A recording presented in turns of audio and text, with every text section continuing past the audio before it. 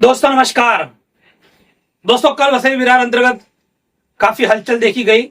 आप सभी जानते हैं, खबरें चली, हमने भी वीडियो लगाया था। वसई विरार में एक साथ 13 जगह पर ईडी इन्फोर्समेंट डायरेक्टर प्रवर्तन निदेशालय द्वारा छापेमारी की गई थी। ईडी की यह छापेमारी वसई विरार में नहीं तो हैदराबाद में भी हुई और इसके लिंक हैदराबाद से भी जुड़े।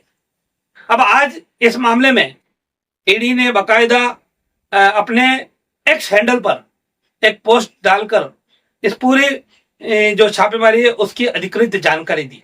कल हमने जो खबर चलाई थी उसमें हमने यही कहा था कि फिलहाल जो जानकारी है वो सूत्रों के हवाले से है, लेकिन औपचारिक आधिकारिक जानकारी नहीं थी। लेकिन अब आधिकारिक जानकारी ईडी द्वारा दे दी गई है, जिसमें ईडी ने बाकायदा एक पोस्ट अपने ट्विटर हैंडल एक्स हैंडल पर की है। उसमें उन्होंने बताया कि अंग्रेजी की ये पोस्ट है, आप मेरे स्क्रीन पर देख सकते हैं। इसमें उन्होंने कहा कि हमने ईडी मुंबई ने वसई विरार और हैदराबाद में 13 ठिकानों पर छापेमारी की। इस छापेमारी के दौरान 9 करोड़ से अधिक राशि सील की गई और साथ ही साथ 23 करोड़ 25 लाख के लगभग के गहने, हीरे जड़ित गहने और दूसरे सामान, कीमती सामान जब्त किया गया। साथ ही साथ ईडी ने यह भी लिखा है कि इसके अलावा कई ऐसे डॉक्यूमेंट है जो आपत्तिजनक है, वो भी डॉक्यूमेंट जब्त किए गए हैं।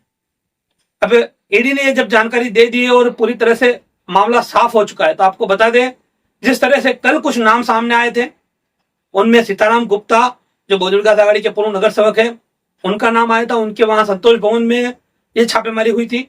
साथ ही साथ अनिल गुप्ता, जिनका ऑफिस मधुबन क्षेत्र में है, वसई पूर्व में, उनके ऑफिस पर छापेमारी हुई। एक विवेक तिवारी के ऑफिस पर भी छापेमारी हुई थी। राय साहब जायसवाल के वहां भी छापेमारी हुई थी। अब इसमें सबसे चौंकाने वाला नाम है वो है महानगर पालिका के टाउन एंड प्लानिंग डिपार्टमेंट के हेड वाईएस रेड्डी का। उप संचालक नगर रचना विभाग वाईएस रेड्डी, इनके ठिकाने पर हैदराबाद में छापेमारी हुई और जो ईडी को रकम मिली है 8 करोड़ से अधिक की रकम, इनके पास से कैश बरामद हुई। कहीं ना कहीं एक बड़ा विषय है, एक अधिकारी के पास इतनी मोटी रकम मिलना अपने आप में बड़ी बात है। हालांकि वाईएस रेड्डी इससे पहले भी एंटी करप्शन के जाल में फंस चुके हैं। उनके खिलाफ 2017-18 में एंटी करप्शन का मामला हो गया, तो तब भी जेल गए थे। उस समय वाईएस रेड्डी 25 लाख रुपए रिश्वत देते हुए पकड़े गए थे। उसके बाद में उन्होंने कोर्ट में गए और काफी कुछ हुआ और बाद में फिर महानगर पालिका में वो आए थे और अब फिर एक बार उनकी मुश्किलें बढ़ने वाली है।